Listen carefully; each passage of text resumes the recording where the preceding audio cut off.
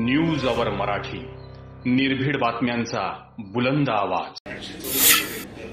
मुदखेडमध्ये 13,539 hectare, हदगावमध्ये 250 hectare, हिमायतनगरमध्ये 21,768 hectare, किनवटमध्ये 33,785 hectare क्षेत्राचे नुकसान झाले आहे। तर नुकसानीचे जे पंचनामे करण्याची जी गरज आहे त्या पंचनामा करण्याचं काम हे करण्यासाठी निर्देश देण्यात आलेले आहेत। पण पंचनामे आणि इतर जी कारवाई आहे त्यापेक्षा आज पहिली प्राथमिकता आहे ती म्हणजे लोकांना सुखरूप स्थळी स्थलांतर करणे, लोकांना जीव वाचवणे आणि आहे त्या लोकांना उपलब्ध अन्नधान्य असो, जेवणाची सोय असो, या गोष्टी करण्याला प्राथमिकता आपण ते बाकीचं करायचंच आहे। पण पाणी ओसरल्याशिवाय बाकीच्या कामाला जेवढी गती मिळायला पाहिजे तेवढी गती मिळणं अपेक्षित नाही हे स्पष्ट मला या मर्यादित मुद्दाम सांगितलं आहे। त्यामुळे या सगळ्या गोष्टीला आपण लक्ष देऊन आहोत आणि त्या पद्धतीने हे एकंदरीत नुकसान जे आहे ते 3,61,577 हेक्टर इतक्या पीक क्षेत्राचं प्राथमिक जी काही माहिती आज आहे, कदाचित तो आकडा पुढे वाढू शकेल, पण आज जी प्राथमिक जी माहिती आलेली आहे ती करण्यात आलेली आहे। त्यामुळे पंचनामे करण्याचं काम सांगण्यात आलेलं आहे। पीक विम्याच्या बाबतीमध्ये सूचना देण्यात आलेल्या आहेत की त्यांनी तातडीने पैसे द्यावे। नॉर्मल नियमाप्रमाणे 25% अगोदर द्यावेत, 75% नंतर पैसे द्यावेत। परंतु आजची परिस्थिती पाहिली माझं मत आहे की 100च्या 100% पैसे तरी दिले पाहिजेत असं माझं मत आहे। कारण ते आता काही असं काही पीक जागेवर राहिलेलंच नाही, 3.5 लाखपेक्षाही जास्त नुकसान झालेलं आहे।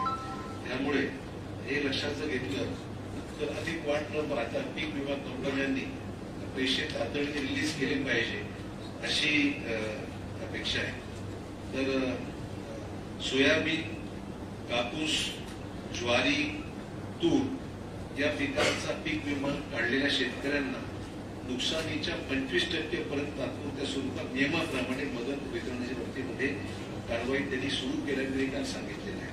तर उर्वरित रक्कम सुद्धा एकूण उत्पादन जर हाती आले, कमी जर आलं तर त्याप्रमाणे त्यांना निकषाप्रमाणे मदत देणं अपेक्षित आहे।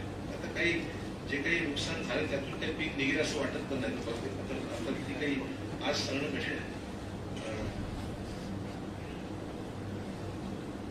जुलैमध्ये अतिवृष्टीमुळे नुकसान झालेल्या विमाधारक शेतकऱ्यांना राज्यातील एकूण 3 लाख अर्जापैकी सुमारे 1,38,000 लाभधारक एकट्या नांदेड जिल्ह्यामध्ये, म्हणजे जुलैमध्ये जी अतिवृष्टी झाली होती त्याच्यामध्ये जे नुकसान झालेलं आहे त्याच्यामध्ये एकूण 3 लाख अर्जापैकी 1,38,000 लाभधारक एकट्या नांदेड जिल्ह्यातले आणि या सगळ्या गोष्टी सप्टेंबर महिन्यामध्ये पहिल्या आठवड्यापासून सुरू अतिवृष्टी झालेल्या नुकसानीची आढाव्यासाठी जिल्हा प्रशासनाला ऑलरेडी सांगण्यात आलेलं आहे। त्यामुळे ही कारवाई सुद्धा ही सुरू झालेली आहे। साधारण 26 जुलै ते 16 ऑगस्ट पर्यंत पावसात खंड पडला होता। यामुळे सोयाबीन पिकाची फुलगळ होऊन शेतकऱ्यांचे नुकसान झाले होते। त्यामुळे हे नुकसान तर झालंच, यामध्ये पावसाला गॅप पडला साधारण 26 जुलै ते 16 ऑगस्ट पर्यंत यामधल्या काळामध्ये। नंतर आता पाऊस एवढा मोठ्या प्रमाणात सुरू झालेला आहे। साधारण ही परिस्थिती जिल्ह्यातली ही आहे आणि मला सांगायला हरकत नाही की पाण्याची पातळी जी आहे ती अजूनही स्टेबल आहे, वाढलेली नाहीये। म्हणजे ती 351.84 काहीतरी होती, एक्झॅक्टली मला लक्षात 351च्या वरच आहे। म्हणजे जी इशारा पातळी जी 351 त्याच्या वरच साधारण आहे, 351 पॉईंट समथिंग आहे, ती एक्झॅक्टली फिगर मी 351.85च्या आसपास काहीतरी आताची लेटेस्ट माहिती आहे। परंतु त्यात काय वाढ नाहीये, ती तशी स्टेबल आहे। आणि आपल्याला कल्पना आहे की विष्णुपुरी प्रकल्पातून जो विसर्ग गोदावरी नदीत चालू असतो आणि त्याच्यामुळे सुद्धा ती सर्वच गेट्स विष्णुपुरीचे आता उघडलेले आहेत आणि तो एक विषय आहे। त्याचबरोबर ऊर्ध्व मल्हार प्रकल्प व निम्न मल्हार प्रकल्प सुद्धा 100% भरलेला आहे। UPP हे 94% भरलेलं आहे। त्यामुळे गोदावरी, पेनगंगा, पूर्णा, मानार या नदीकाठची जेवढी गावं आहेत त्यांना सतर्कतेचा आपण इशारा दिलाय की त्यांनी सतर्क राहिलं पाहिजे. आणि आपण पाहतोय आता मी सकाळपासून शहरामध्ये आहे. सकाळी मी खडकपुरा, दुलेशहा, रहमान या भागात गेलो होतो.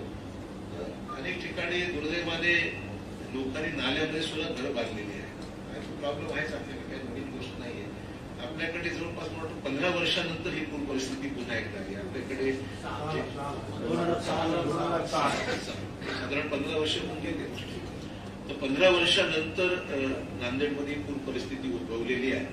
आणि या पुरामुळे शहरामध्ये जर इशारा पातळीच्या वर पाणी गेलं की मग हळूहळू गावामध्ये पाणी यायला सुरू होऊन जातं. आणि त्यामुळे मी खडकपुरा, दुलेशा, रहमान नगर या ठिकाणी गेलो. मग गाडीपुऱ्यामध्ये जाऊन तिथे सुद्धा नदीच्या जे जवळची घरं आहेत तिथे पाणी आलेलं आहे. लोकांना तिथे राष्ट्रीय गांधी विद्यालयामध्ये शिफ्ट करण्यात आलं. तिथे काही प्रमाणात लोक आता अल्प पाणी कमी झालं काही लोक घरी घेऊन काय संख्या आहे तिथे महिला बऱ्याचशा आहेत. ते जेवणाची व्यवस्था करण्यात आलेली आहे. त्यांनाही त्यानंतर नावघाट परिसरामध्ये सुद्धा मी जाऊन नावघाटला सुद्धा आपल्याला पाणी आहेच त्या ठिकाणी. नावघाटच्या नंतर तुमच्या त्या बाकीचा मिल एरियामध्ये सुद्धा जाऊन तिथे पाणी पंचशील नगरवर जो भाग आहे जोडणारा तिथे सुद्धा पाणी बरंचसं पाणी नदीकाठचाच भाग आहे सगळा तिथे पाणी आलेलं आहे. बाकीचा फंक्शन हॉलच्या परिसरात जाऊन तिथे बरीचशी लोकांना निवारा हा त्या फंक्शन हॉलमध्ये महिलांचं आणि पुरुषांचं वेगळं त्या ठिकाणी करण्यात आलेलं आहे. आणि आता इथून मी दुपारी देवीची वाडी कंधारमध्ये जाणार आहे. कमळेवाडीलाही मी जाणार आहे. त्यानंतर नायगावला जाणार आहे, लोहगावला जाणार आहे.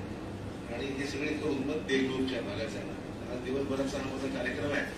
तुम्हाला सोयीचं व्हावं, तुमची भेट व्हावी आणि मग तुम्हाला भेटून जावं म्हणून मी या ठिकाणी आलेलो आहे. तर या पद्धतीने सर्व सुरू आहे.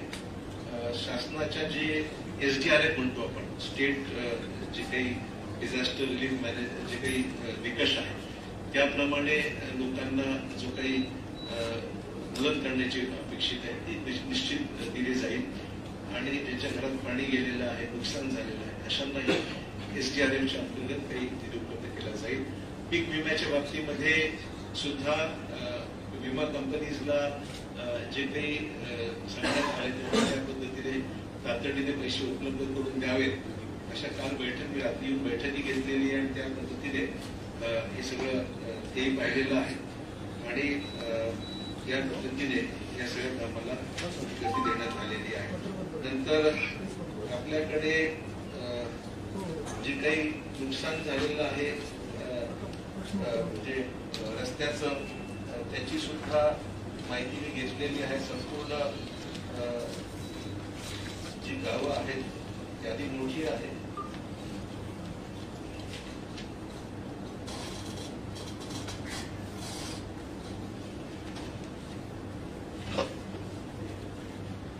जनावरांची संख्या सुद्धा मोठ्या प्रमाणावर जनावरं वाहून गेलेली आहेत, मृत झालेली आहेत. त्यामध्ये संख्या ही मोठी जनावरं जी आहेत 36 जनावरं जी लहान जनावरं आहेत आणि मोठे 87 जनावरं ही यांची जीवितहानी झालेली आहे जनावरांची. त्यामुळे इथे सुद्धा फार मोठ्या प्रमाणावर नुकसान झालेलं आहे. आणि बाधित शेतकऱ्यांची जी पीक नुकसानीचा अहवाल जो आला तो साधारण 4,36,369 शेतकरी लाभार्थी जे आहे शेतकऱ्यांची संख्या जी आहे ती 4,36,369 आतापर्यंतची माहिती आहे. आणि ज्याचं क्षेत्र 3,51,617 अंगाशी मी सांगितलं की टोटल हेक्टर जे क्षेत्र आहे ते 3,51,617 आणि बाधित शेतकरी जे आहेत ते 4,36,369 शेतकरी ही याच्यामध्ये आहे. त्यामुळे हेक्टर 3,51,617 हेक्टर आर आणि बाधित शेतकऱ्यांची संख्या 4,36,369 शेतकरी. एवढे शेतकरी त्याच्यामध्ये हे इफेक्टेड झालेले आहेत. एकूणच्या तुलनेत किती एकूणच्या तुलनेत प्रमाण किती आहे? टक्केवारी माझ्याकडे आता मी बघतो मला टक्केवारी पर्सेंटेज देऊन देता येईल. जी आहे ती मला जेवढी उपलब्ध झाली मी ती आणलेली आहे. पर्सेंटेजच्या प्रमाणामध्ये हे माहिती देत होते उपलब्ध नाही, पण एकूण 7,60,000 हेक्टर आपली पेरणी झालेली आहे. 7,60,000 म्हणजे किती हेक्टर किती नुकसान आहे, किती पर्सेंटेज? साधारणतः आता 50%च्या वर क्षेत्राचं नुकसान झालं. मागच्या वेळेला 45,000 झालं होतं आपल्या जुलैमध्ये, आणि आता एकूण पेरणीच्या 50%च्या वर नुकसान झालेलं आहे. ठीक आहे, तर ते आकडेवारी जे आहेत त्यामुळे हा एक विषय आहे.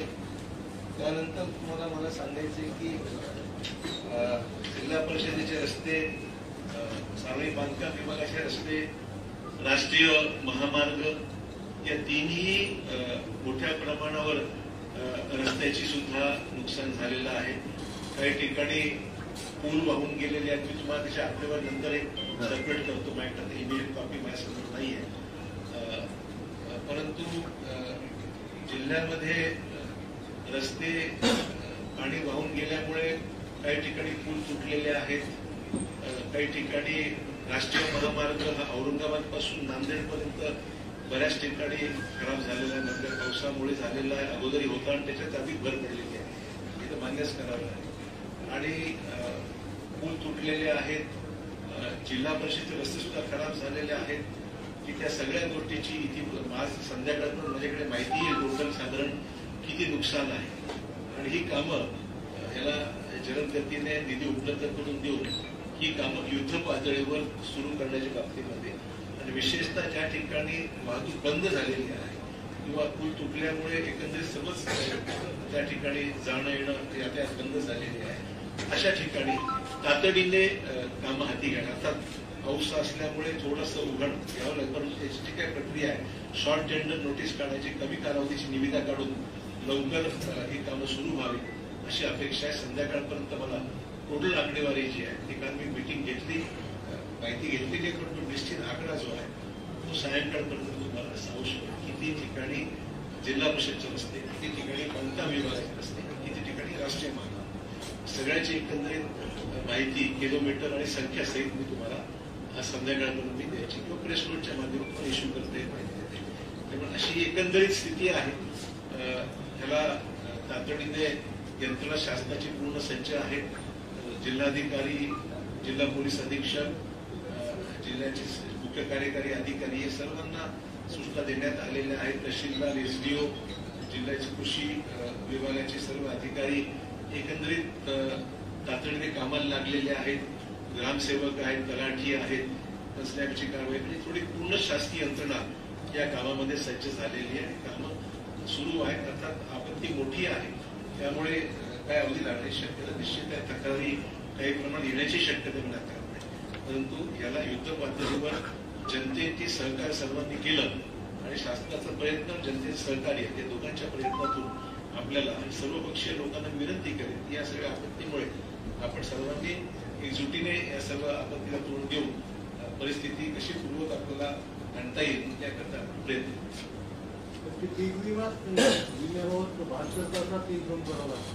पीक विम्याच्या बाबतीमध्ये ऑनलाईनची पद्धत होती आहे. पीक ऑनलाईनच्या संदर्भात काही प्रॉब्लेम आहेत की ऑनलाईनचे व्यवस्थित होत नाही,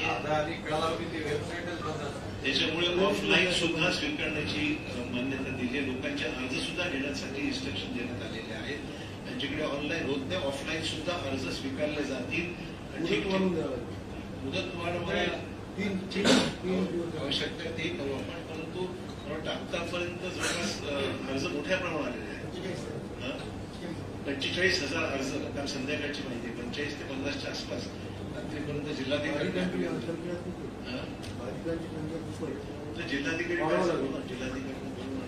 जागा करा जिल्हाधिकारी बाकी जिल्हाधिकारी समोर बसले. विमा कंपन्यांच्या विषयी तक्रारी लोकसंघ गटात आहेत, त्याच्यामुळे लवकर लागत नाही. सर, क्रॉप इन्शुरन्समध्ये सर्वे करणारे लोक आहेत. गव्हर्नमेंटने ज्या कंपन्यांना असाइन केले त्याच्यामध्ये काही कंडिशन्स आहेत, त्याच्या क्वालिफिकेशन्स, पण प्रत्यक्षात ऑन फीट 8वी आणि 9वी पास नापास मुलं हे सर्वेसाठी जातात आणि त्याच्यामुळे सर्वे होत नाही. आणि मागच्या वर्षी 2020ला ज्यांनी ऑनलाईन सुद्धा कंप्लेंट रेज केल्या होत्या त्यांचं ऑनलाईन स्टेटस आजही सर्वे पेंडिंग म्हणून आहे. माहिती जिल्हाधिकारी देऊ शकतील. क्रॉप इन्शुरन्सचा काय विषय आहे माहिती वेबसाइट है वो आधा दिन तो बंद रहती है 70-72 घंटे में. आता असं आहे की जवळपास 4,36,000 शेतकरी अफेक्टेड झालेले आहेत. म्हणजे 3,51,000 हेक्टर डॅमेज झालेले आहे. ती माहिती मिळाली आम्हाला. फक्त वेबसाईटचा ग्रामीण भागामध्ये एवढं प्रॉब्लेम आहे. लोकलाईज 10 पण शेतकरी त्यांना बेसिक माहिती सर्व दिलेली आहे. फक्त आता काय क्वेरीज आहे. लोकलाइज कॅलॅमिटीमध्ये आपण त्यांना 4 रुपये दिला. बेसिकली त्यांनी ऑनलाईन टोल फ्रीवर मिस कॉल द्यावं, दुसरा ईमेल द्यावं, तिसरा त्यांचा ऍप आहे. पण तिन्ही शेतकरी आपले कव्हरेज नसतं. त्यामुळे मी 4था उपाय असा दिला आहे की त्या शेतकऱ्यांनी गावातल्या कृषी शाखेकडे लेखी दिलं तरी आम्ही त्याचं करू. अद्यापर्यंत 1,00,000 शेतकऱ्यांचे अर्ज आपल्याला ऑफलाईन आणि ऑनलाईन आलेले आहेत. त्याच्यामध्ये काय झालं, एका कृषी शाखेकडे 3-4 गावं आहेत. तर आम्ही काय केलं, काही गावं तलाठ्याला, काही गावं ग्रामसेवकाला, काही गावं कृषी शाखेला वाटून दिलं. म्हणजे एका गावामध्ये एक तरी कर्मचारी आमचा महसूलचा किंवा जिल्हा परिषदचा किंवा कृषीचा राहील. आणि आता मागच्या वेळी आपण जो जुना पाऊस झाला होता त्याच्यामध्ये पण 1,40,000 आपण केलेलं आहे. कसली पण म्हणजे बाकी जिल्ह्यांच्या कंपेअरमध्ये आपला खूप चांगली परिस्थिती आहे. बाकी जिल्ह्यामध्ये 3-4 हजार नोटिफिकेशन झाले. आपल्याकडे काल रात्री 70,000 झाले होते. आज 1,00,000 होऊन जाईल. ते माहिती घेतो. सर, ऍग्रिकल्चर कमिशनरनं ते आउटस्टँडिंग इन्स्ट्रक्शन दिल्या इन्शुरन्स कंपन्यांना की महसूलचे सर्वे गृहीत धरा. पण त्या कंपन्यांनी ते गृहीत धरले नाही. कंझ्युमर कोर्टात सुद्धा एक दावे फेटाळले. शिवाय 2020 मध्ये ज्यांनी ऑनलाईन कंप्लेंट रेज केल्या होत्या त्यांच्या अजूनपर्यंत ऑनलाईन स्टेटस आहे पेंडिंग फॉर सर्व्हिस. त्याच्यामध्ये झालेलं आहे काही. त्याच्यामध्ये काय केस स्टडीज आहेत ना. मी सांगतो ना, काही शेतकऱ्यांचं नुकसान 90% सुद्धा नुकसान झालेलं आहे. म्हणजे 10% शेतकरी त्यांनी पण अप्लाय केलेला आहे. मग ते ड्रोन मध्ये आणि याच्यामध्ये नाही आहे नुकसान, त्यांना भेटणार नाही. मॅक्सिमम शेतकऱ्यांना याच्यामध्ये भेटणार. आणि जर सर्वे जे करायला जे मुलं येतात ना सर, ते 9वी 10वी नापास झाली. आमचे आहे ना, आमची तलाठी वगैरे आहे ना. नाही म्हणून सर, पण कंपन्यांनी जे दिलेत ना, कमीत कमी डिप्लोमा, कृषी डिप्लोमा झालेला पाहिजे किंवा ऍग्रिकल्चर झालेला पाहिजे. तर 8वी 9वी नापास करून काय त्याला कोणतं पीक आपल्याला असं सायंटिस्ट पाहिजे असं नाही. आपल्याला फक्त बघायचं डॅमेज झाला की नाही झाला. 2020 पासून सर्वे पेंडिंग आहे, अजून झालाच नाही. त्याच्यानंतर सर बँक अधिकाऱ्यांची मनमानी चालते. बँक अधिकारी काय पुन्हा हे शेतकऱ्यांना याच्यामध्ये बँकचा रोल नाही इन्शुरन्समध्ये. इन्शुरन्सचा आपला 650 कोटी आपण भरलेले आहे. आमची अपेक्षा अशी आहे की 400-450 कोटीपर्यंत वापस मिळेल. आपण त्याच्यामध्ये लोकलाइज कॅलॅमिटी पण केलेला आहे. मिड सीझन ऍडव्हर्सिटीचं 25% ऍडव्हान्सचं पण आपण नोटिफिकेशन काढलेलं आणि आता हे चालू आहे. 3-4 दिवसामध्ये सगळं क्लिअर होईल. आणि इनपुट सर सर्वे करण्यासाठी क्वालिफिकेशन गरजेचं नाही का सर कृषीचं? आपले कृषी आहे काय सोबत त्यांच्या आपलं थोडंसं विषयांतर होतं. महत्वाचा विषय आहे. साहेब मागच्या सार्वजनिक बांधकाम विभागाची माहिती एक महिला आता आलेली आहे. एक तर सार्वजनिक बांधकाम विभागाच्या अंतर्गत पूल, मोऱ्या आणि याची पुनर्बांधणीची जी आवश्यकता आहे ती 582 ठिकाणची आहे. नांदेड, भोकर, देगलूर, परभणी, हिंगोली सुद्धा त्याचा अंतर्भाग. नांदेड डिव्हिजन हे आहे, सर्कल ऑफिस आहे. त्यामुळे परभणी आणि हिंगोली जिल्ह्यासहित 582 ठिकाणी पूल व मोऱ्या ही पुनर्बांधणी करण्याची गरज आहे. मोठे पूल 3 आहेत, लहान पूल 9 आहेत. पूल दुरुस्तीची संख्या 20 ठिकाणची आहे. संरक्षक भिंत जी आहे ती साधारण 400 मीटर त्याची नुकसान झालेलं आहे, ती बांधण्याची गरज आहे. रस्ता किलोमीटर साधारण जी माहिती आहे ती नांदेड तालुक्यामध्ये 6 किलोमीटर म्हटलेलं आहे. भोकर तालुक्यात 0.2 आहे. देगलूरमध्ये 1.2 किलोमीटर आहे. नांदेड जिल्हा एकूण 7 हा प्राथमिक अंदाज आहे. यादी मोठी होणार आहे ती. आणि अशा पद्धतीने साधारण हा सगळा आकडेवारी आहे. त्यामुळे मला वाटतं साधारण 125-150 कोटीच्या आसपास सार्वजनिक बांधकाम विभागातून कामं करावी लागतील असा माझा एक प्राथमिक अंदाज आता या ठिकाणी उपलब्ध मला आहे. आणि राष्ट्रीय महामार्गाचा जो विषय आहे तो सुद्धा साधारण आपण जर विचार केला उस्माननगर, सरसम, मुक्कामाबाद, उदगीर, मुक्कामाबाद, अर्धापूर, हिमायतनगर आणि हिमायतनगर पुढील सांगवी अशा हा जो सेक्शन आहे साधारण 21 ठिकाणी साधारण हे सगळं कामं करण्याची गरज आहे. काही ठिकाणी वाहतूक सगळीकडेच बंद आहे, ते चालू आहे. पण नांदेड ते जळकोट अशी वाहतूक ही बंद आहे. बाकी ठिकाणी वाहतूक सगळीकडे ही चालू आहे. त्यामुळे वाहतूक बंद नाही, फक्त एकच ठिकाण जर केलं नांदेड ते जळकोट. बाकी उस्माननगर तालुक्यात उस्माननगर मुखेड वजर रस्ता आहे. त्यानंतर सरसम ते कोठारी हा भाग जो आहे. नंतर उदगीर मुक्कामाबाद आहे. कोल्हा नसरतपूर आहे, अर्धापूर हिमायतनगरचा भाग आहे, सगळी एक माहिती प्राथमिक माहिती. त्यामुळे 21-22 ठिकाणची ही सगळी प्राथमिक माहिती आलेली आहे. एसगी ब्रिजला आपण तो खालचा जो आता एसगी ब्रिजला मोठा ब्रिज जो आहे तो बंद करण्यात आलाय, कारण तिथे भेगा पडलेल्या आहेत आणि त्याचं टेंडर कॉल केलेलं आहे. मला वाटतं ते वरपाटा स्टेजला असावं असं माझ्या राष्ट्रीय महामार्गाचा विषय आहे. परंतु खाली जो आम्ही जुना पूल ऑपरेट केला होता तो पण पाण्याखाली गेला आहे. त्यामुळे त्या बिलोलीतून एक मार्ग म्हणजे नांदेड देगलूर मार्गे हैदराबाद हा त्यातला एक मार्ग सध्या सुरू आहे आणि बिलोली शहरातून सुद्धा बायपास काढलाय. ते प्रकार सांगितलंय की बायपास म्हणून ट्रॅफिक आम्ही डायव्हर्ट केलेली आहे.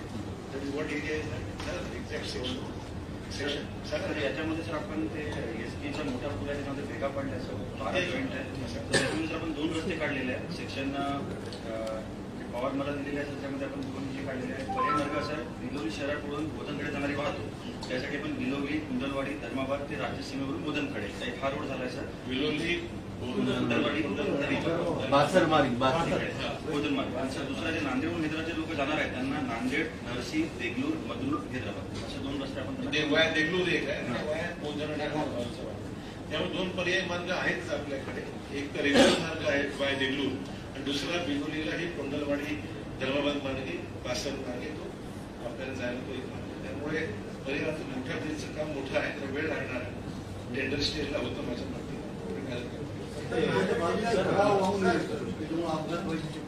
आता आम्ही निर्णय असा तत्वता घेतलेला आहे की ज्या ठिकाणी संख्याची लोक वाहून गेलेली आहेत त्याला प्रथम तिथे अपघात वारंवार घडण्याचा इतिहास आहे किंवा घडतंय अशा ठिकाणी पुलाची उंची अधिक वाढवायची आहे. अर्थात सगळीकडेच ज्या ठिकाणी पुलाची उंची मागच्या काळात ही सगळी पुलं जाऊन आज 25, 30, 40 वर्ष होऊन गेले त्या सगळ्या गावाला.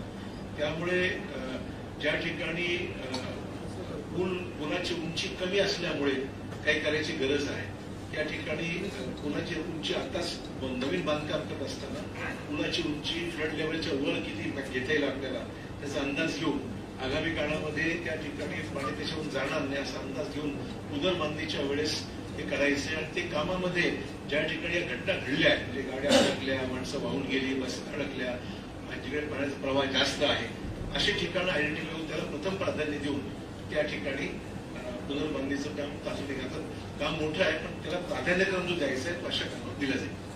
टीपीडीसीच्या बैठकीमध्ये आपल्या सर्व सदस्यांनी आपल्या समोर एक बाब लक्षात आणली होती की जिल्ह्याभरातले जेवढी तलाव आहेत त्यामध्ये काही त्यांना धोका पोहोचतो. तलाव सुद्धा फुटल्या गेल्या होत्या, असं एकही अधिकारी तिकडे गेला नाही. आपल्याकडे आता 2 तलाव फुटलेले आहेत आणि 7 तलाव फुटलेले आहेत. 2 तलाव आणि बाकीच्याही तलावांची डागडुजी किंवा मरम्मत करावी लागणार आहे.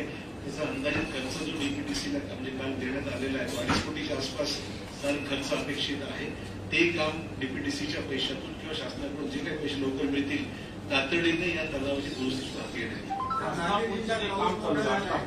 नवीन कामाचं जे उंची वाढवण्याचं सांगितलं आता पुढे पाण्याखाली नवीन काम जे चालू आहे आपण करतानाच तो पूल जुन्या साईडला ठेवला. आपला नवीन पूल जो झालाय तो जास्त आहे. जुना पूल जो आहे तो जुन्या साईडला आपण तो पुनर्बांधणी त्याची केलेली आहे. त्यामुळे तो विषय नाहीये.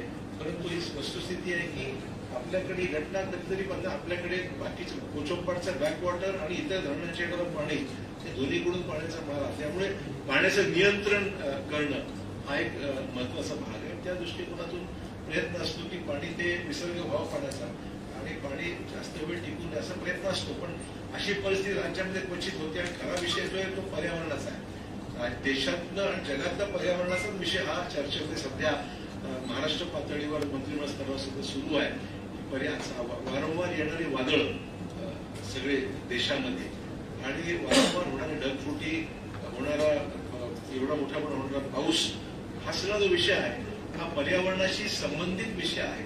आणि त्यामुळे मागच्याच आठवड्यामध्ये मंत्रिमंडळासमोर पर्यावरण विभागाने सादरीकरण करण्यात आलेलं आहे. मुख्यमंत्र्यांच्या उपस्थितीमध्ये ही सगळी चर्चा त्या ठिकाणी झालेली आहे आणि पर्यावरणाचा समतोल राखण्याच्या दृष्टिकोनातून धोरणात्मक निर्णय आणि त्याची अंमलबजावणी या बाबतीमध्ये सध्या विषय धोरणात्मक स्वरूपाचा असल्यामुळे तो मंत्रिमंडळ स्तरावर हा विषय सध्या सुरू आहे. तर आपत्ती व्यवस्थापनाचं आपण विभागीय केंद्र आपण तुमच्या मार्गदर्शनाखाली किंवा नियंत्रणाखाली 3 जिल्ह्याचं आपल्याकडे होतं.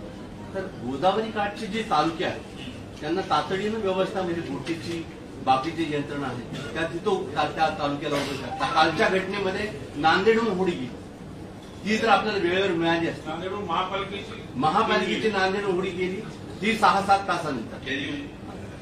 सर याच्यामध्ये मागच्या वेळेस सर आपण डिझास्टरमध्ये सर 5 बोटी घेतल्या आहेत आणि त्या आपण सर नॉर्थ साऊथ ईस्ट आणि वेस्ट मध्ये ठेवलेला आहे सर आणि हे जवळपास आहे कारण काल काय झालं 3 ठिकाणी 3 बोटी गेल्या होत्या त्यामुळे आपण कॉर्पोरेशनमध्ये जेव्हा धोका नव्हता त्यामुळे तिकडे आपण ते मुख्याला पाठवलं. आपल्याकडे 5 बोटी 5 ठिकाणी आपण म्हणजे कमीत कमी टाइम लागलं पाहिजे. माझं आहे म्हणजे 3 इन्फ्लेटेबल आहे सर आणि 2 फायबरच्या बोटी आहेत.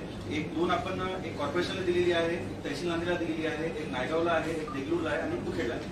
नायगावची होडी का आली नव्हती? नायगावची कुंटूरला गेली होती. नायगावची कुंटूरला पण एक सर डिझास्टर होतं तिकडे ते माणसाला वाचवण्यासाठी कुंटूरला नायगावची कुंटूरला गेली होती त्यामुळे आपण इकडून 500च्या टीमला पाठवायचं आणि 6-7 तास लागले सर. माझं काय घटना घडल्यानंतर किमान 7 लवकर जर गेले असते तर कुठे ना कुठे त्याचा काही तात्पर्य लागला असं आम्हाला म्हणत. बाकी आम्हाला पुढचे येणारे आता नोकरीचे आहे आपण तालुक्यांच्या ठिकाणी ज्या ठिकाणी गोदावरी आहे मला वाटतं असं प्रत्येक घटना काहीतरी नवीन शिकून जाते. पहिल्यापेक्षा इम्प्रुव्हमेंट खूप आहे. जे चांगलं केलंय त्याचं आपण अप्रिशिएशन केलं पाहिजे. त्यांच्या उडी वाचून सुधारणा केली नाल्यामध्ये जी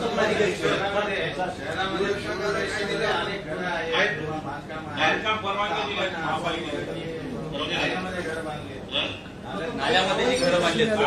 बांधकाम परवानगी कसं मिळतं? बांधकाम परवानग्या नॉर्मल का परमिशन दिलेली आहे. शहरामध्ये सगळ्या राज्यामध्ये बऱ्याच ठिकाणी अनधिकृत बांधकामं आहेत. नाल्यांमध्ये बांधकामं लोकांनी केलेली आहेत आणि त्याच्यामुळे स्वाभाविक आहे त्या ठिकाणी पाणी जाणारच आहे ना. नाल्यात घर बांधल्या नदीत मला पाणी जाणारच आहे पाणी. त्यामुळे त्यांचं पर्यायी पुनर्वसन करण्याच्या बाबतीमध्ये आयुक्तांना मी सांगितलं की तुम्ही आजच्या घटनेला याची एकंदरीत जी परिस्थिती आहे सद्यस्थिती याचा तुम्ही फोटोग्राफ्स घ्या आणि कुठे कुठे तातडीने पुनर्वसन करण्यास शक्य आहे. नुसतं बोलून उपयोग नाहीये. जमीन द्यावी लागेल पैसे त्यामध्ये मधल्या काळामध्ये बीएसयूपी मध्ये बऱ्याच लोकांना स्थलांतर केलं होतं. त्याचाही फायदा त्याचं केलं असतं अजून जास्त नुकसान झालं असतं. बीएसयूपीची गरज झाली मधल्या काळामध्ये लोक स्थलांतर झालेली आहेत. आता काही ठिकाणी नवीन बांधकाम घडत आहेत ते काढले पाहिजे. जे काढल्याशिवाय हे नुकसान टळणारच नाही. वस्तुस्थिती राज्यातल्या काही कंत्राटदार अधिकाऱ्यामुळं राज्याच्या तिजोरीचं नुकसान झालंय असं सर्वोच्च न्यायालयानं विचारलंय आणि हे प्रकरण जे आहे ते मनोज सौनिक म्हणून आहेत वरिष्ठ अधिकारी व अजय मेहता यांच्या संबंधित आहे. याविषयी सर्वोच्च न्यायालयानं विचारणा केली. 358 कोटीचं नुकसान सर्वोच्च न्यायालयाने कोणाचंही नाव घेतलेलं नाहीये. सध्या हे प्रकरण न्यायप्रविष्ट आहे. न्यायालयामध्ये शासन उत्तर देईल. सर नांदेड जिल्हा प्रमाणे नुकसान झालेलं आहे. नांदेड जिल्हा दुष्काळ जाहीर करण्याच्या शासन सर मी कुठली घोषणा धोरणात्मक घोषणा मी इथे करू शकत नाही. जी काही माहिती उपलब्ध आहे ती मंत्रिमंडळाच्या येणाऱ्या बैठकीमध्ये शासन स्तरावर दिली जाईल आणि त्यातून जे काही निर्णय अपेक्षित आहे हा निर्णय फक्त नांदेड पुरतीने सगळ्या महाराष्ट्राला लागू होईल. दूरदर्शनचा आरोप आहे की सर आम्हाला 400 रुपयाशिवाय काही त्यांना बांधलं नाही त्यांनी मोडू दिलेलं आहे. बांधलं नाही काही असे सुरक्षा नाही काम बातमी घेतो मी सामग्री भेटली नाही जॉकेट नाही बोट सुद्धा त्यांची स्वतःची आहे आणि 400 रुपये पर माणसाला दिले जातात. माहिती त्यांची आत्ताच भेट झाली त्यांना मी भेटून आलो. त्यांचं म्हणणं ऐकून आलो. मुद्दा एवढाच आहे की हे काही परमनंट नोकरीवर घेतलेली लोक नाही आहेत. अशा प्रसंगाला डिझास्टर मॅनेजमेंटसाठी त्यांना आपण निमंत्रित करतो विनंती करतो.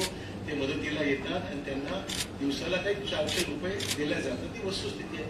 ठीक आहे. त्याला काही करायची गरज नाही. लक्ष घालून सर नाले के पास नहीं है गोदावरी नांदेड़ में बहुत सारे घर ऐसे जो नाले के पास नहीं है और गोदावरी नदी किनारे भी नहीं है उसके बावजूद उनके हिसाब में जो है कमर में पानी देखिए बारिश इतनी होने के बाद तो पानी पहुंचने वाला है. ऐसा कैसा